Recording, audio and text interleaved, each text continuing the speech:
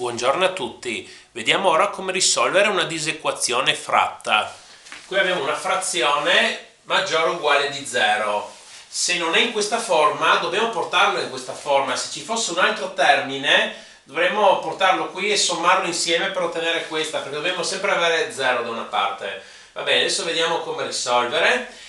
E qui al numeratore è chiaro che c'è un 2 che si può raccogliere, anzi forse sarebbe addirittura meglio raccogliere un meno 2. Proviamo. Allora, meno 2 che moltiplica x al quadrato. Attenzione, qui il segno, abbiamo raccolto un meno, quindi va a cambiare questo, meno 3x.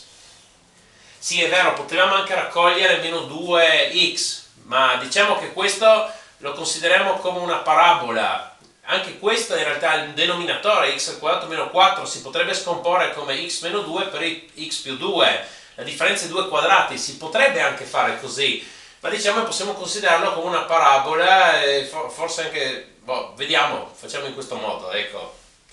Quindi qua x al quadrato meno 4, però i fattori numerici conviene assolutamente raccoglierli e portarli davanti.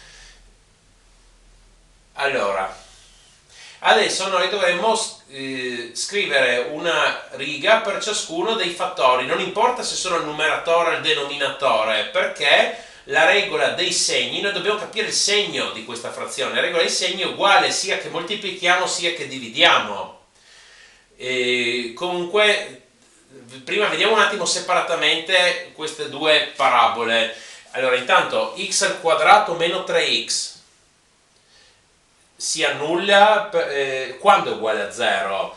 Non serve usare la formula, raccogliamo x che moltiplica x meno 3 e abbiamo che un prodotto è uguale a 0 quando un fattore è uguale a 0 o l'altro fattore è uguale a 0, quando x è uguale a 0 oppure quando x meno 3 è uguale a 0, quindi quando x è uguale a 3.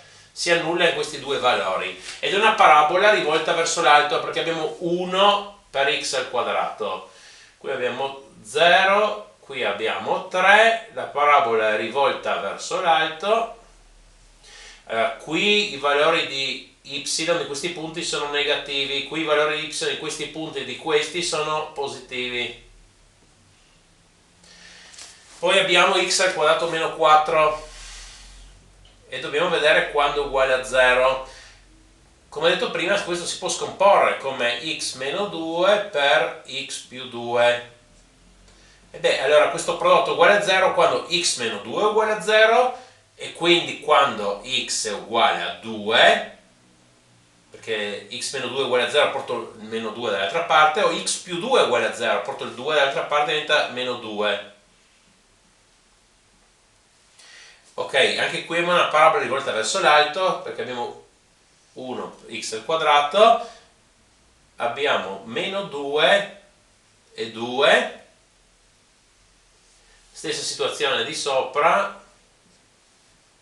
Ok, allora quando abbiamo fattori numerici che abbiamo raccolto, allora se sono positivi non incidono sul segno e quindi possiamo anche tralasciarli adesso da questo studio del segno della frazione. Però su un fattore negativo è bene scriverlo perché ci va a ribaltare tutti i segni, se no potremmo dimenticarcelo. Quindi mettiamo una riga soltanto per meno 2, una per x al quadrato meno 3x e una per x al quadrato meno 4.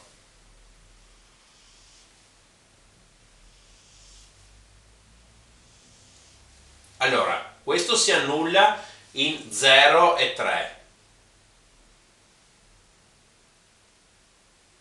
Questo in meno 2 e 2. Attenzione all'ordine di questi valori. Meno 2 e 2.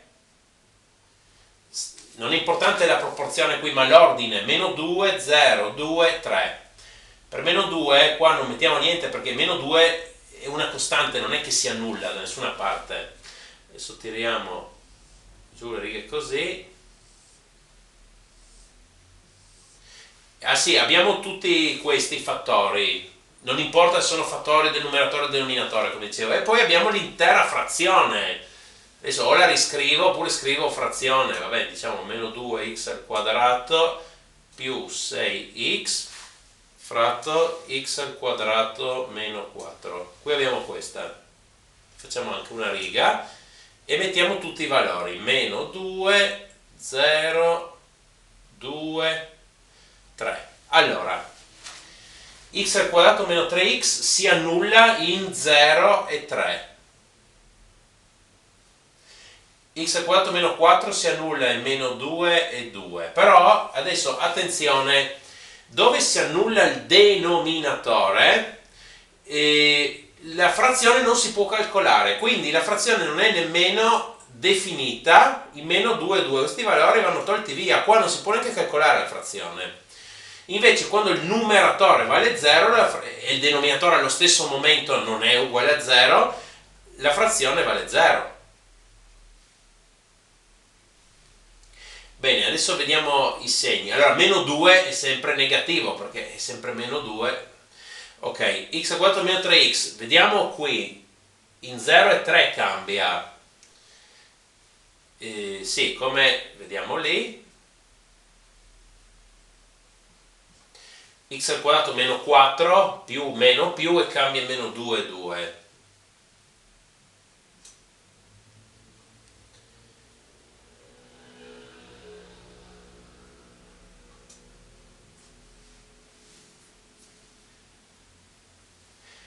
Ok, adesso possiamo scrivere. Adesso indipendentemente se è moltiplicazione o divisione, meno più più mi dà un meno. Meno più meno mi dà più, meno meno meno mi dà meno, meno meno più mi dà più, meno più più mi dà meno.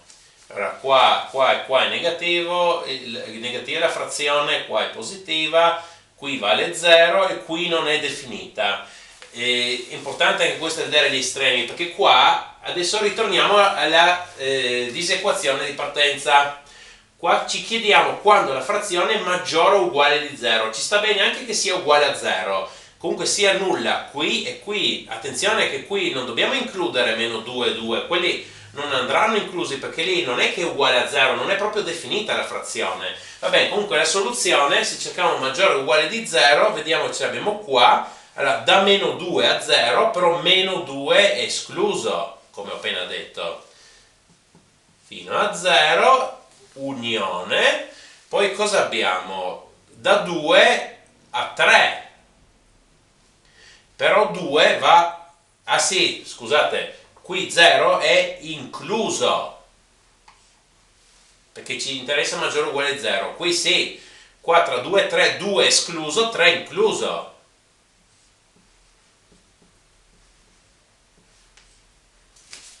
Qui, questi sono inclusi perché qui equivale 0, qui sono esclusi perché qua non si può neanche calcolare la frazione. Questo è l'insieme delle soluzioni della nostra disequazione. Per favore mettete un mi piace e iscrivetevi, grazie.